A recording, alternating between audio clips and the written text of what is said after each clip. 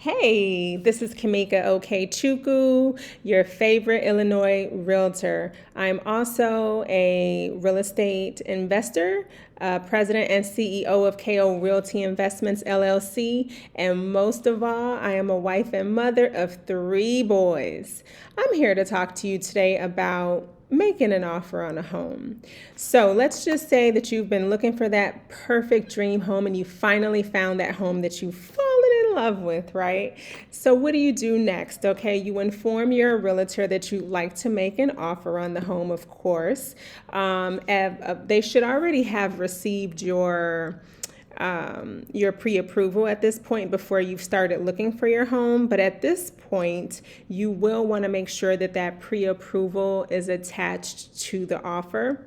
And there really is no rule for calculating what a realistic offer is. However, what I will tell you is that always have your realtor run what we call comparative market analysis, or a CMA comps, right? Because you want to make sure you're not overpaying. But rest assured that whenever you purchase a home, if there is a bank involved, there will be an appraisal. So you don't really have to worry about overpaying for that home, because they'll make sure that they're not giving you, a loan for more than really what the house is truly worth.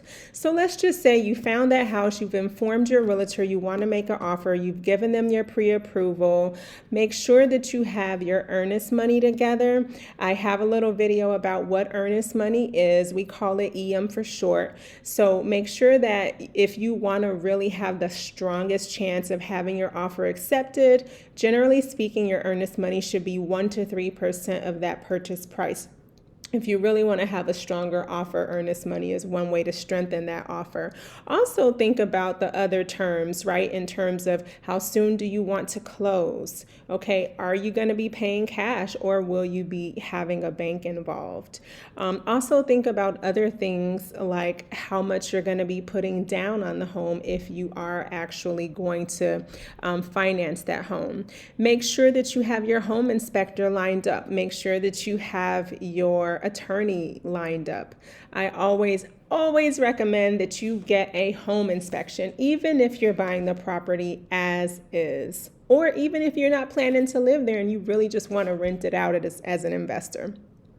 I think that it is important to use an attorney if you don't really understand, legal contracts, because those can be things that are complex. So many people prefer to work with an attorney. They usually will review your contracts. They'll alert you of any special considerations or red flags, and they'll also accompany you to the closing with your realtor.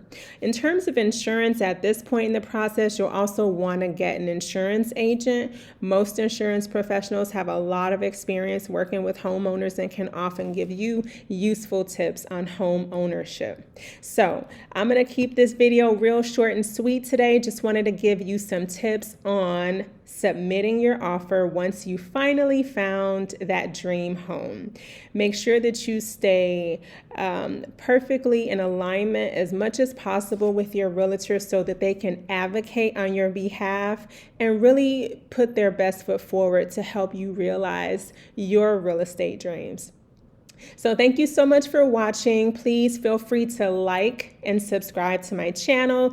Don't forget to hit the notification bell if you'd like to see more videos like this.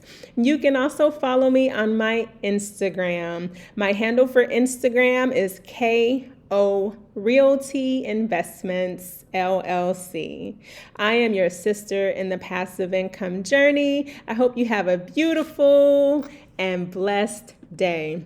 Don't forget to tune in for next week's Tuesday Tidbits. So long.